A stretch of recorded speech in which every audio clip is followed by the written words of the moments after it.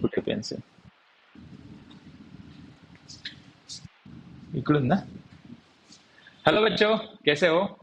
आज हम नीट का 2023 का फिजिक्स के पेपर का डिटेल में एनालिसिस करेंगे कि क्या डिफिकल्टी लेवल थी, कितने क्वेश्चंस आए थे और क्या एक्सपेक्टेड गुड मार्क्स कहलाए जाएंगे। तो मैं हूँ Ajinkya, sir Ajinkya physics academy से।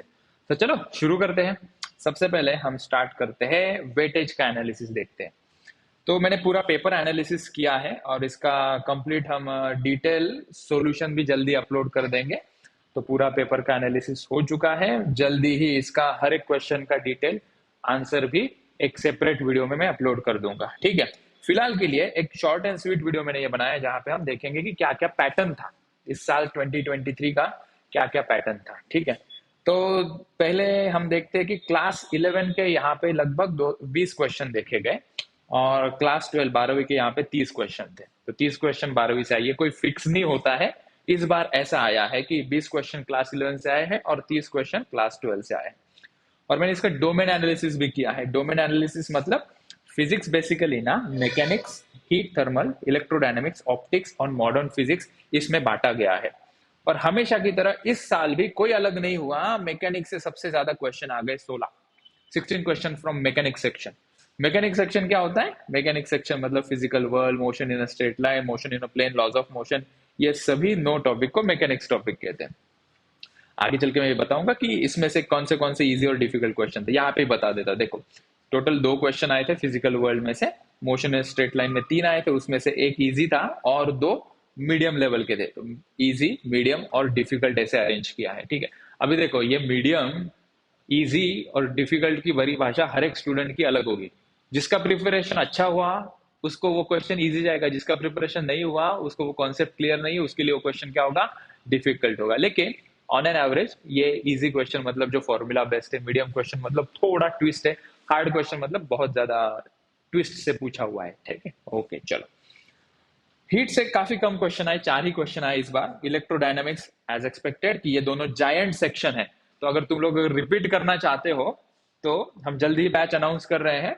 15 जून से हम रिपीटर की बैच स्टार्ट कर रहे हैं और रिपीट करोगे तो फोकस हमारा इन दोनों सेक्शन में होगा। 16 क्वेश्चन और 18 क्वेश्चन, काफी ज्यादा वेटेज हुआ, राइट। ऑप्टिक्स से 4 क्वेश्चन पूछे गए, ठीक ठाक ही वेटेज होता है हर साल की तरह। मॉडर्न फिजिक्स में थोड़े कम वेटेज आया, 8 ही क्वेश्चन आ गए। ठीक है, तो देखते हैं, चलो डिटेल चलते हैं अभी, राइट। सेकंड सेक्शन में चलते हैं, हीट एंड थर्मोडायनामिक, जिसके अंदर 4 ही क्वेश्चन आए थे। वो 4 question heat and thermal section मतलब thermal properties, thermodynamics, KTG, oscillation और वेव, इसको हम हीट एंड थर्मोडायनामिक सेक्शन कहेंगे। ठीक है, ऑसिलेशन वैसे उसका पार्ट नहीं होता है लेकिन हमने उसके अंदर डाल दिया। ठीक है, ऑलराइट। सो थर्मल प्रॉपर्टीज के ऊपर कोई क्वेश्चन नहीं बना इस बार। थर्मोडायनेमिक्स के ऊपर एक क्वेश्चन आया, वो भी काफी इजी था। Kinetic theory of gases KTG के ऊपर भी एक क्वेश्चन आया था। थर्मोडायनेमिक्स का क्वेश्चन वो इफिशिएंसी कार्नोट साइकिल का क्वेश्चन पूछा था। डिटेल में उस वीडियो में कवर करूंगा क्या क्वेश्चन, उसका क्या सॉल्यूशंस था। ठीक है, वेव से एक क्वेश्चन आया था, स्टेशनरी वेव से एक क्वेश्चन आया था। ठीक है, आगे देखते हैं हम। तीसरा सेक्शन इलेक्ट्रोडायनेमिक्स, दमदार, काफी हाई वेटेज वाला सेक्शन। 18 क्वेश्चन आए हैं। अच्छा, इलेक्ट्रोडायनेमिक्स में से क्या क्या टॉपिक है? इलेक्ट्रिक चार्जेस एंड फील्ड, कोई सवाल नहीं आया। इलेक्ट्रिक फील्ड और इलेक्ट्रिक चार्जेस के ऊपर कोई क्वेश्चन नहीं पूछा, ना ही उन्होंने पूछा कि ये चार्ज इतना ट्रांसफर किया, दो चार्ज पार्टिकल के बीच में फोर्स, को कोई क्वेश्चन नहीं आया। ज्यादातर जो सवाल आए ना इलेक्ट्रोस्टैटिक में से, मतलब ये दोनों टॉपिक मिला के इलेक्ट्रोस्टैटिक्स हम कहते हैं। तो इलेक्ट्रोस्टैटिक पोटेंशियल और कैपेसिटर्स के ऊपर काफी सवाल बने। ठीक है, फ्लक्स गॉस लॉ के ऊपर सवाल आया था, कैपेसिटर के ऊपर का सवाल आया था। इसके अंदर डायपोल के रिलेटेड काफी 2 क्वेश्चन थे। डायपोल पोटेंशियल का पूछा था, वो थोड़ा डिफिकल्ट क्वेश्चन था, तो that is one question which was difficult in this section. एक क्वेश्चन मॉडरेट था और 4 क्वेश्चन ऐसे थे वो काफी इजी, फॉर्मूला बेस्ड थे, कोई भी कर पाता अगर एवरेज उसका प्रिपरेशन हुआ है तो।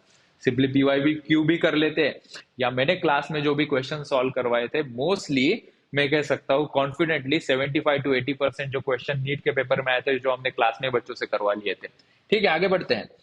फिर यहाँ पे फिर देखा गया कि मैग्नेटिज्म एंड मैटर, इसके ऊपर कोई सवाल नहीं पूछा। वो तो मैंने बच्चों को कहा था जिनका एवरेज प्रिपरेशन हुआ था, उनको कहा था टॉपिक तुम छोड़ दोगे तो भी चलेगा क्योंकि कोई क्वेश्चन ही नहीं बनता ज्यादा उसके ऊपर। तो इस बार भी कोई नहीं आया। अल्टरनेटिंग करंट के ऊपर ज्यादा क्वेश्चन आ गए, 3 क्वेश्चन आए थे, 2 इजी थे, एक मॉडरेट क्वेश्चन था। ठीक है, इलेक्ट्रोमैग्नेटिक वेव्स के ऊपर कभी एक हार्डली एक उसका वेटेज होता है तो उसको फॉलो करते हुए एक ही क्वेश्चन वहां से आया था। ठीक है, आगे चलते ऑप्टिक्स।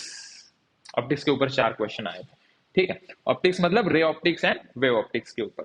रे ऑप्टिक्स के ऊपर टोटल 3 क्वेश्चन थे, दो थोड़े डिफिकल्ट क्वेश्चन थे। डिफिकल्ट मतलब क्या, थोड़ा कॉन्सेप्चुअल अंडरस्टैंडिंग, इसकी फॉर्मूला लर्न वगैरह है, तो वो चीजें थी। लेंस का क्वेश्चन पूछा था। बाय द वे, लेंस के दोनों साइड में एयर का मीडियम होता है, वो वाला लेंस मेकर का फॉर्मूला उसके ऊपर क्वेश्चन था। लेकिन यहाँ पे उन्होंने दोनों साइड पे वाटर मीडियम दे दिया था, तो mu medium upon mu rare medium का वो वाला फॉर्मूला वहां यूज करना था। तो वो थोड़ा कंफ्यूजिंग था, इसलिए मैंने उसको यहाँ डाल दिया। 2 क्वेश्चन ऐसे थे यहाँ, वो थोड़े डिफिकल्ट थे। एक क्वेश्चन उसमें से इजी क्वेश्चन था। वेव ऑप्टिक्स का एक क्वेश्चन पूछा था अपना, इसके ऊपर थेरोटिकल क्वेश्चन था, असर्शन रीजन वाला क्वेश्चन था उसके ऊपर। वो थोड़ा कंफ्यूजिंग था, कंफ्यूजिंग सा था, तो इसलिए मैंने इसको मीडियम सेक्शन में डाल दिया। तो 1 मीडियम सेक्शन का सवाल यहाँ से था। लास्ट मॉडर्न फिजिक्स, 8 क्वेश्चन आए एज एक्सपेक्टेड। मॉडर्न फिजिक्स मतलब dual nature of radiation and matter, atom, nuclear and semiconductor, इसको मिला के 8 क्वेश्चन आए थे। तो सेमीकंडक्टर एज यूजुअल अपना पैटर्न फॉलो करते हुए एक एक क्वेश्चन, टोटल 2 क्वेश्चन आए थे। एक इजी था, एक मॉडरेट क्वेश्चन था। Dual nature of radiation matter के ऊपर एक थोड़ा सा डिफिकल्ट क्वेश्चन आया था, एक काफी इजी क्वेश्चन था। तो 2 क्वेश्चन हो गए। एटम एंड न्यूक्लियर, ये दोनों मिला के 4 क्वेश्चन आए थे, उसमें से 3 क्वेश्चन इजी थे, एक क्वेश्चन मॉडरेट था। ठीक, चलते अभी लास्ट पार्ट पे इसके ऊपर।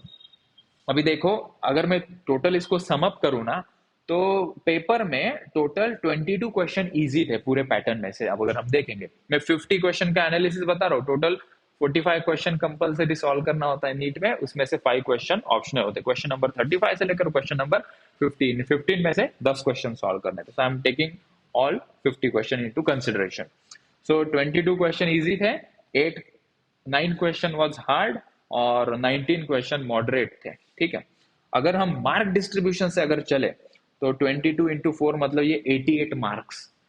88 मार्क्स तो रिलेटिवली इजी, देख लो आप, हाँ सब सही। चलो, 88 मार्क्स इजीली कैप्चर कर पा सकते थे हम लोग। ठीक है, प्लस 76 मार्क्स के मॉडरेट क्वेश्चन थे, और 36 मार्क्स मतलब टोटल 9 क्वेश्चन वहां पे डिफिकल्ट थे।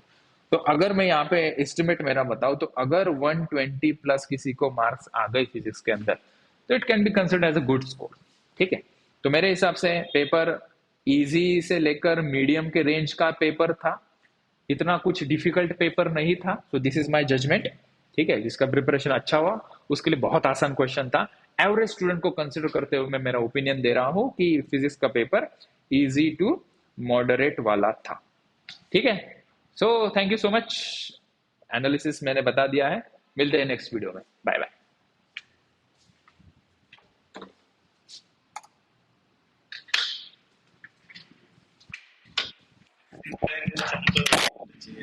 पूर्ण तेच ना, मग तेच